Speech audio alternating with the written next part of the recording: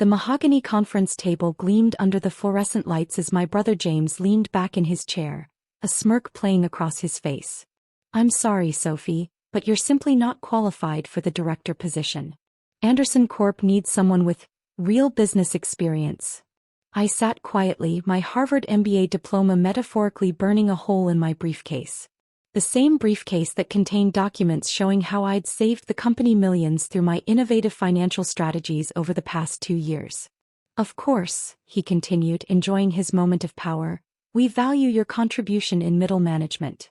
Perhaps in a few years, once you've proven yourself." My phone buzzed silently in my pocket. A message from my private investment team. "Final shares acquired. We now control 51% of Anderson Corp through proxy voters. Awaiting your signal for midnight announcement." "I understand," I replied softly, watching James preen in his CEO chair, a position he'd inherited from our father with 0 qualifications beyond his last name. "That's my girl," he grinned, adjusting his Rolex. "Always so accepting. Unlike that other path you wanted to pursue. What was it? Starting your own investment firm." If he only knew that Phoenix Ventures, my little investment firm, had quietly become one of the most powerful private equity companies in the market. While he was playing CEO with our father's company, I'd built an empire that was about to swallow Anderson Corp whole. "Speaking of investment," James continued, "we just closed another major deal. 10 million in pure profit. That's how real business is done, sis. Not with your little spreadsheet analyses." I suppressed a smile, thinking about how that major deal had only succeeded because Phoenix Ventures had deliberately withdrawn its competing bid. Every success James had celebrated in the past year had been carefully orchestrated by my team. "Congratulations," I murmured, gathering my things. "I'm sure father would be proud." "He would be," James said smugly. "At least of one of his children. Though he always said you had potential. In a supporting role." My phone buzzed again. "Legal team confirms all paperwork ready. Press release scheduled for 12:01 a.m. Business channels alerted for breaking news." James's assistant Patricia entered with a stack of reports. Reports I knew contained warnings about Anderson Corp's vulnerable market position. Warnings that James, in his arrogance, had been ignoring for months. "Your next meeting is in 10 minutes, Mr. Anderson," Patricia announced. "The board wants to discuss the recent market fluctuations." Market fluctuations. I smiled inwardly, knowing those fluctuations were actually calculated moves by Phoenix Ventures, positioning Anderson Corp for today's takeover. "Thank you, Patricia," James waved her away. "Sophie, you understand why I can't promote you, right? Anderson Corp is a serious business. We can't have emotional decisions clouding our judgment." "Emotional decisions? Like ignoring market analysis because it came from your sister? Or dismissing innovative strategies because they challenged your outdated views?" "Of course, James." I stood, smoothing my Chanel suit. Not the flashy kind he thought proved success, but the kind that whispered real power. "I wouldn't want to damage the company's reputation." "Exactly," he beamed, completely missing my sarcasm. "Don't worry, there's always a place for you here. In fact, I'm thinking of making you head of the holiday party committee. That seems more your speed." My phone lit up with another message. "Stock purchase complete. Transfer of ownership documents filed with E. Midnight announcement will make you majority shareholder and CEO." I paused at the door, looking back at my brother as he basked in his imagined superiority. "James? What time is it?" He glanced at his Rolex, the one he'd bought to celebrate a deal that Phoenix Ventures had allowed him to win. "Just past 11. "Why?" "No reason," I smiled. "Just wondering how many hours you have left as CEO." "What?" he laughed. "Been taking comedy classes along with those financial seminars?" If he only knew that while he was mocking my qualifications, I'd built a company worth 10 times Anderson Corp's market value. That every step of his supposed success had been choreographed by the sister he thought needed more real business experience. Walking through the office, I heard snippets of worried conversation about the company's stock price, about mysterious market movements that seemed to be targeting Anderson Corp's weaknesses. By this time tomorrow, they'd all know exactly who had been pulling the strings. My phone buzzed one final time. Everything in place. By midnight, Anderson Corp will be a subsidiary of Phoenix Ventures. I smiled, thinking about James's condescending laugh in the meeting room. In less than an hour he'd learn what real business experience looked like. And it wouldn't be from the CEO's chair he'd inherited. Sometimes the best revenge isn't getting the promotion. It's buying the entire company. And I own much more than that. At 11:45 p.m., I sat in my private office at Phoenix Ventures headquarters, watching multiple screens track Anderson Corp's after-hours trading activity. The magnificent view of the city skyline reminded me how far I'd come from the supporting role my family had tried to force me into. Ms. Anderson, my executive assistant Michael entered. The transition team is in position. Legal has confirmed all SEC filings are complete, and the press embargo lifts in exactly 16 minutes. I nodded, monitoring the real-time data feeds showing Anderson Corp's vulnerability. James had left the office hours ago, probably heading to his usual expensive dinner celebrations, never suspecting that his world was about to implode. Has he checked any of the warning messages? I asked, knowing our planted sources had been trying to alert him about suspicious market activity. No, Ms. Anderson. Your brother dismissed all alerts as paranoid market speculation. He's currently at Le Cirque, hosting a dinner to celebrate his latest, successful acquisition. The acquisition that Phoenix Ventures had orchestrated, naturally. Every major deal James had closed in the past year had been carefully designed to position Anderson Corp for this moment. My phone buzzed with a message from James. Great news, sis. Just closed another deal. This is why we need experienced leadership, not number crunchers. Maybe you can organize the celebration party? Winking face. Before I could respond, my chief legal counsel entered. Ms. Anderson, the ownership transfer documents are ready. At 12:01, you'll officially become CEO and majority shareholder of Anderson Corporation. I stood walking to the window. Somewhere in the city, James was probably raising a toast to his own brilliance, unaware that his company was slipping through his fingers. Michael, I called out, is the press conference room ready for tomorrow morning? Yes, ma'am. All major financial networks are confirmed. Though, he smiled slightly, they don't know they'll be covering the biggest corporate takeover of the year. At 11:55, my phone lit up with urgent messages from Anderson Corp's board members.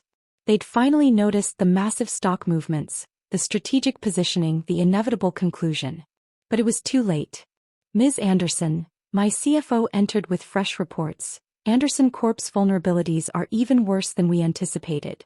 Their last 3 successful deals actually weakened their market position significantly. Of course they did, I replied. James never bothered to read the fine print. He was too busy playing CEO to notice the traps we laid in every contract. At 11:59, I watched the final pieces fall into place. The press release was queued. The ownership transfer was processing. Years of careful planning were about to pay off. 1 minute, Michael announced. Would you like to make any last-minute changes to the announcement? I thought about all the times James had dismissed my ideas, all the condescending comments about my qualifications, all the positions denied because I wasn't experienced enough. No changes, I said firmly. Let's show my brother what real business experience looks like. At exactly 12:01 a.m. the press release went live. Phoenix Ventures acquires Anderson Corp in surprise midnight takeover. Sophie Anderson named CEO. Within seconds my phone exploded with notifications. Financial alerts, news breaks, and finally, a panicked call from James. What the hell is this? His voice cracked with disbelief. Some kind of joke? No joke, James, I replied calmly. Just business. Real business, not the kind you've been playing at. But Phoenix Ventures, they're one of the most powerful. I know, I cut him off. I founded it. All those deals you were so proud of, I allowed them to happen. Every success you celebrated was part of my strategy. The silence on the other end was deafening. Your assistant should be handling you the full press package now, I continued, watching through our security feeds as Patricia delivered the news to James at Le Cirque. I suggest you read it carefully. It's the first time you'll actually understand what's been happening at your company. My company? His voice rose. Anderson Corp is my company. Was your company, I corrected him. As of 1 minute ago, it's a subsidiary of Phoenix Ventures. And about that director position I wasn't qualified for? I think we'll be making some changes to the leadership structure. I could hear the chaos erupting at his celebration dinner as other guests received the news on their phones. The mighty James Anderson, outmaneuvered by the sister he'd underestimated. "You can't do this," he whispered. "Father left the company to me. And I built something bigger," I finished for him. "While you were playing with the company you inherited, I was creating an empire that could buy it 10 times over. The next hour would change everything, and I was just getting started.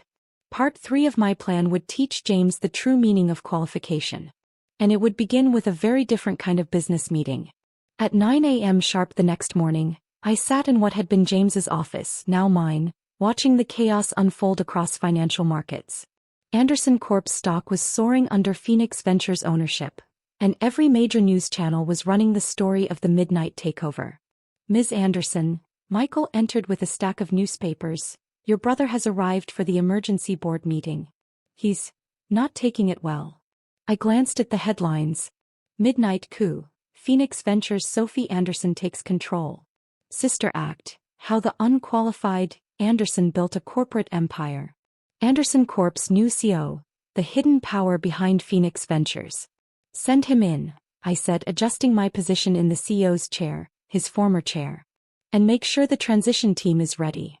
James burst through the door, his usually immaculate appearance disheveled. His designer suit was wrinkled, and his precious Rolex was missing, probably forgotten in his rush to understand how his world had crumbled overnight. "This is illegal," he sputtered. "You can't just..." "Can't just what?" I interrupted, pulling up documents on the office's massive screens. "Can't acquire a company through legal stock purchases? Can't take control of a corporation I now own majority shares in? Or can't prove that I'm qualified for a director position?" The screens showed Phoenix Ventures' complete portfolio. Dozens of companies, billions in assets, and now Anderson Corp as its newest subsidiary. "But Phoenix Ventures..." He collapsed into a visitor's chair. "You've been running it all this time." "While you were denying my promotion," I confirmed, "I was building one of the largest private equity firms in the world. Every deal you celebrated, every success you claimed, all orchestrated by the sister you thought needed more experience." My phone buzzed with another market alert. Anderson Corp's stock had jumped another 15% as investors reacted to Phoenix Ventures management. "The board meeting starts in 10 minutes, I continued. "Your presence is requested, though not as CEO. We'll be announcing some structural changes." "Changes?" His voice cracked. "What changes?" I pressed a button and more documents appeared on screen. "Complete reorganization. New management team, new strategies, new direction." "Oh, and about that director position I wasn't qualified for? It's been eliminated. Along with several other redundant executive positions." "You're firing me?" He stood abruptly. "You can't fire me. I'm James Anderson." "Actually," I smiled, "I can. But I'm not going to fire you, James. I'm offering you something better, a chance to earn a real position, based on actual qualifications rather than inherited titles." His face paled as understanding dawned. "What do you mean?" "Phoenix Ventures believes in merit-based advancement," I explained. "We're offering you an entry-level position in market analysis. You'll need to complete our training program, of course. Prove you're qualified." The irony wasn't lost on him. His legs gave out and he sank back into the chair. "Entry level," he whispered. "But I was CEO." "We're CEO," I corrected. "Of a company you inherited but never learned to truly understand. Now you have the opportunity to learn business from the ground up. Consider it the experience you thought I needed." The intercom buzzed. "Ms. Anderson, the board is assembled. And the press is waiting for your statement." I stood straightening my suit. "Coming. James, you should head to HR. They're expecting you for new employee orientation. That is, if you want to stay with the company." "Sophie," he tried one last time, "we're family." "Yes, we are," I agreed. "Which is why I'm giving you this opportunity instead of simply terminating your position. The orientation starts at 10 a.m. Don't be late. Punctuality is important for entry-level employees." As security escorted him out, I watched his reflection in the window. The once mighty CEO reduced to a junior analyst position. Sometimes the best lessons come from the people you underestimate. The board meeting was brief but transformative. I outlined Phoenix Ventures' vision for Anderson Corp, introduced the new management team, and presented growth strategies that made our previous performance look like child's play. By day's end, the business world was still reeling from the midnight takeover. Analysts praised Phoenix Ventures' strategic brilliance, while competitors scrambled to understand how they'd missed my rise to power. Ms. Anderson, Michael appeared one final time. HR reports your brother has accepted the analyst position. They've assigned him a cubicle on the 3rd floor. I smiled, remembering all the times James had mocked my little spreadsheet analyses, the same skills he'd now need to learn. One more thing, I added. Make sure he gets the employee handbook, particularly the section about advancement being based on merit, not family connections. The next day's headlines told the final story. Phoenix Rising: How Sophie Anderson Built an Empire in Secret. From Rejected to Ruler, the Anderson Corp takeover. Former CEO takes entry-level position under sister's management. But my favorite was the small note in the business section. Anderson Corp announces new qualification requirements. Family name no longer sufficient. Looking out from my new office, watching James settle into his cubicle below, I thought about qualifications. Not the kind that come from inheritance or last names, but the kind earned through vision, strategy, and determination. Sometimes the best revenge isn't getting the promotion. It's becoming the person who decides who gets promoted. And I had a feeling James was about to learn a lot about real business experience,